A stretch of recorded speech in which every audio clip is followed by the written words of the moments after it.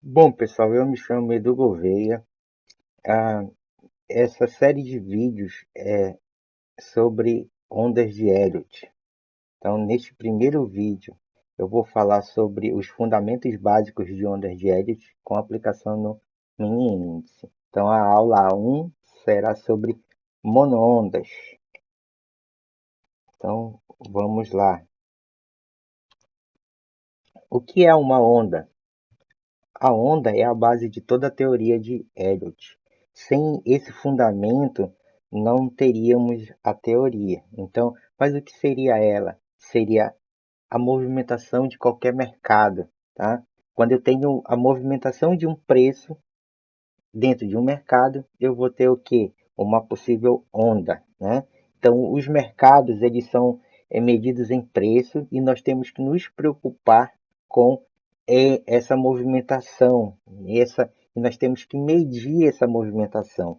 Então, nós vamos começar a entender isso aí para passar para níveis mais avançados das ondas de Elliott, beleza? Então, o movimento mais simples do preço seria uma linha reta de qualquer comprimento em qualquer direção, exceto paralela ao eixo Y. Tá? Nós vamos ver agora alguns gráficos onde eu tenho planos cartesianos aqui.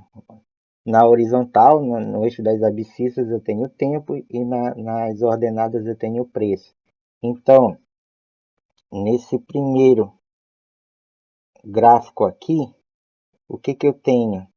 Eu tenho um movimento em que o preço diminuiu com o passar do tempo, então eu tive aqui uma onda, né? E essa onda ela foi descendente.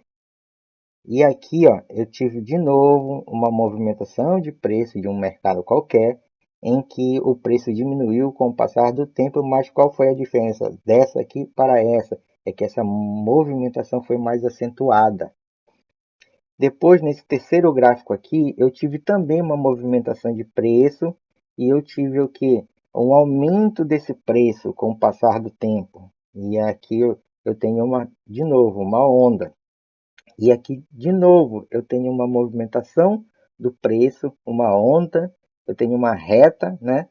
E só que esse aumento de preço, ele foi menos acentuado do que no gráfico anterior, beleza?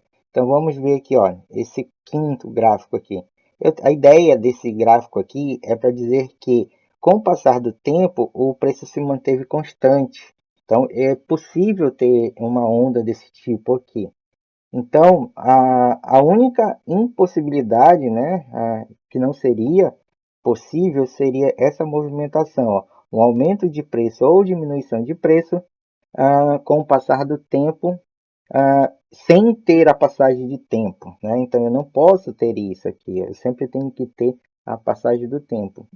É impossível não ter uma continuidade do tempo, tranquilo? Então ah, aqui eu vou ter movimentações de preço. A gente está vendo aqui, aparentemente parece que tem o mesmo comprimento, né? Mas aqui a gente é possível ver movimentações em várias direções ah, e que podem ser configuradas como ondas, mas aqui, ó, só lembrando, aqui é impossível acontecer isso aí. Então, o Glenn Neely, que é um estudioso de ondas de Elliott, é um trader americano, lá na década de 80, ele começou a dar aulas, se interessou pelo assunto, deu aulas, montou cursos, e ele, até hoje existe o Instituto Glenn Neely, lá nos Estados Unidos, e ele cunhou um novo termo. E esse novo termo qual foi? É a monoonda, ou monowave, né? E o que é uma monoonda? É o movimento de um mercado a partir de uma mudança na direção do preço até a próxima mudança na direção do preço. É é o tipo mais simples de onda. Então, a gente vai ver agora um slide, ó, em que eu mostro o que seria uma monoonda, né? Então, eu tenho aqui uma movimentação do preço ah, em que esse preço está aumentando, chegou num ponto em que ele começou a diminuir de preço. Então, ele mudou de sentido e direção, né? E ele chegou até esse ponto bem aqui e ele de novo mudou o seu sentido e direção. Então aqui eu tenho os pontos M e N, eu chamo isso aqui de monoonda. E então eu ligando os pontos M e N eu vou ter uma reta, né? Então essa reta aqui que é chamada de monoonda. Então aqui eu tenho um exemplo prático, né? Numa plataforma gráfica onde aqui foi circulado, né, esse trecho aqui do pregão. Então eu tenho aqui entre os candles 21 e 24, eu tenho uma movimentação do preço, uma movimentação altista, e se eu ligar esses pontos aqui, ó, M e N, eu teria uma reta, e essa reta seria chamada de monoonda, né? Teria outros exemplos nesse gráfico aqui, teria outros exemplos, né? Aqui, por exemplo, entre o candle 11 e o candle 18, também teria uma outra monoonda aqui. Teria também aqui entre o 18 e o 21, teria também uma monoonda entre o candle 18 e o candle 11, né? Então, tenho vários exemplos aqui de monoonda. Aqui, ó, é só para ratificar o que eu já falei, né? Aqui eu teria uma monoonda também entre os candles 18 e 20, né? E entre os pontos M e N, eu teria essa reta aqui, ó, em azul, para mostrar aqui, para ficar bem evidente o que seria uma monoonda. Seria uma reta, né? Que está ligando dois pontos, no caso M e N. Então vamos lá para o próximo slide. Então aqui, ó, por que as ondas ocorrem? O que ele diz aqui? São o resultado do desequilíbrio que ocorre entre as agressões de compra e agressões de venda em um pregão ou no mercado aberto por qualquer motivo. Então olha lá, quando eu tenho o número de agressões, né? Por exemplo, eu tenho uma intenção de compra de algum ativo e alguém vai lá e vende. Então eu tenho uma agressão de venda. Quando eu tenho uma intenção de venda e alguém agride essa intenção de venda, eu tenho que uma agressão de compra. Quando eu tenho o desequilíbrio entre agressões de compra e agressões de venda, o que eu vou ter? Eu vou ter uma movimentação, ela pode ser ascendente ou descendente. Quando eu tenho o número de agressões compradoras maiores do que o número de agressões vendedoras, eu tenho uma onda ascendente. Quando é ao contrário, o número de agressões vendedoras maiores do que o número de agressões compradoras, eu tenho uma onda descendente. Tá? Cada vez que uma força superar a outra, mesmo que por um período de tempo mais curto, ocorre uma mudança na direção do preço, que inicia uma nova onda. Então, ó, toda vez que eu estou tendo uma movimentação de preço, vai chegar em um ponto em que pode ter uma estabilização, pode cessar esse desequilíbrio e depois ocorrer um novo desequilíbrio, só que agora na ponta oposta. Então, o que vai acontecer? Eu vou ter uma movimentação no sentido oposto, tá? Vai chegar em um determinado momento em que vou ter de novo uma consolidação e pode ter o que? Um desequilíbrio, só que de novo no sentido oposto, e aí eu começo um movimento no sentido oposto, aí eu tenho uma nova onda, né? Ah,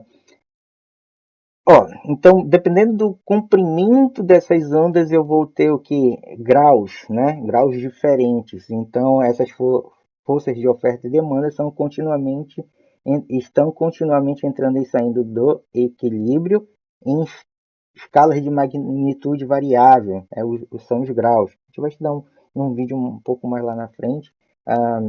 Elliott já fez uma subdivisão lá na década de 30 e Glenelg seguiu essa mesma lógica aí. Tranquilo? Então vamos passar para como são classificadas as ondas.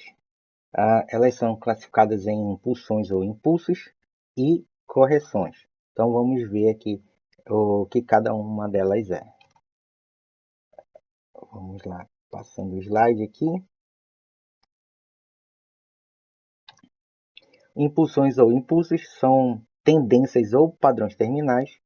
São os movimentos em que o desequilíbrio entre as forças agressoras permanece por um intervalo de tempo, né?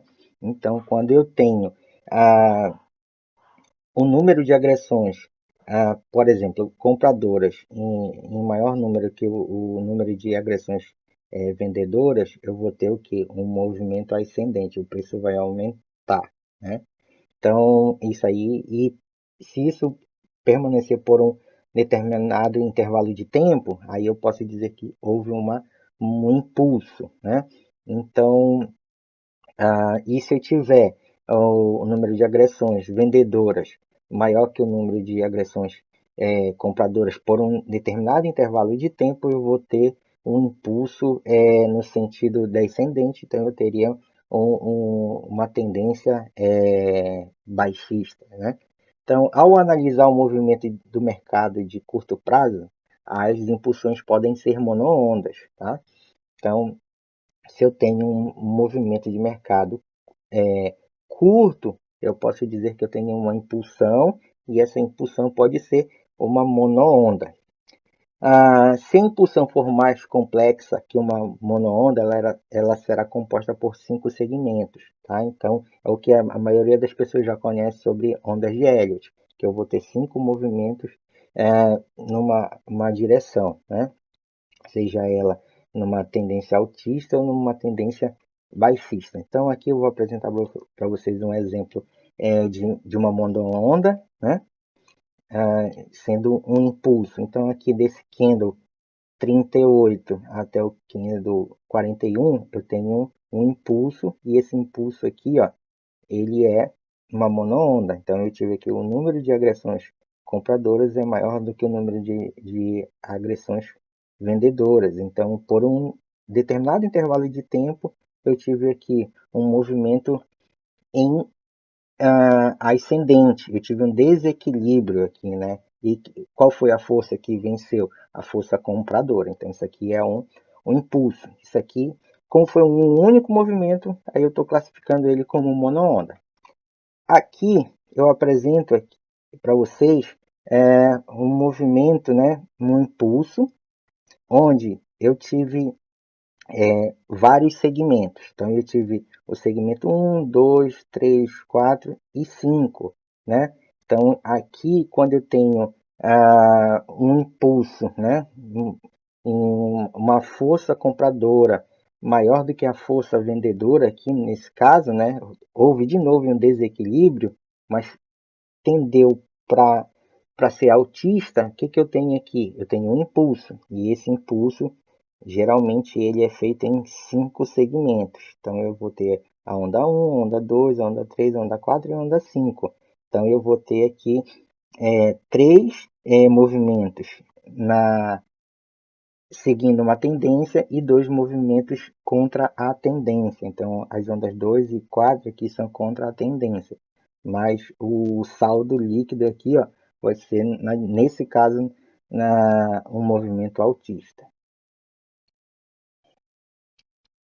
A próxima classificação são as correções. São padrões sem tendência. Estes são os padrões que ocorrem contra a tendência.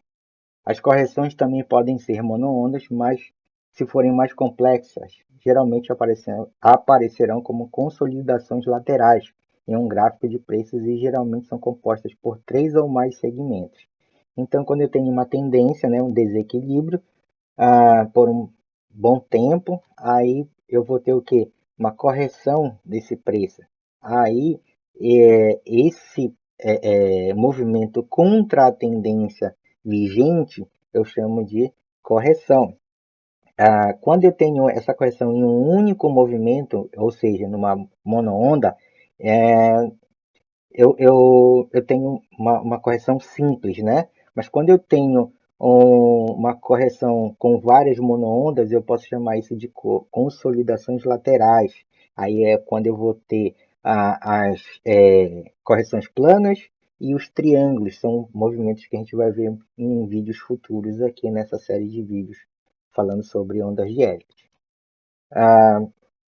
Então aqui, ó, apresento para vocês, né, correção com monoonda. Então, nesse ponto bem aqui, eu tive um movimento em desequilíbrio altista e eu tive aqui uma correção, né? Uma monoonda bem aqui. Aí depois eu tive um outro impulso bem aqui e eu tive uma correção, uma monoonda contra a tendência vigente. Então isso aqui também é chamado de correção e é uma monoonda. Então aqui estou apresentando para vocês uma correção mais complexa. Então aqui eu teria mais de uma monoonda. Então aqui eu teria uma monoonda, mais uma monoonda e outra monoonda. Isso aqui vai fazer com que apareça um padrão. Esse padrão aqui seria uma correção plana, né? A gente vai ver que, segundo Elliott, eu tenho três tipos de correções planas e segundo Glenn Neely, eu tenho 8 variações dessas correções planas. Tá? Então aqui eu teria uma onda A, uma onda B e uma onda C. Aqui a gente vai também ver a regra da neutralidade. É uma coisa que o, o Glenn Neely, né, ele fala muito lá nas suas, nos seus estudos. Quando eu tenho uma desaceleração do movimento do preço, eu tenho uma regra da neutralidade. Aí eu poderia considerar um movimento um pouquinho mais complexo com uma monoona.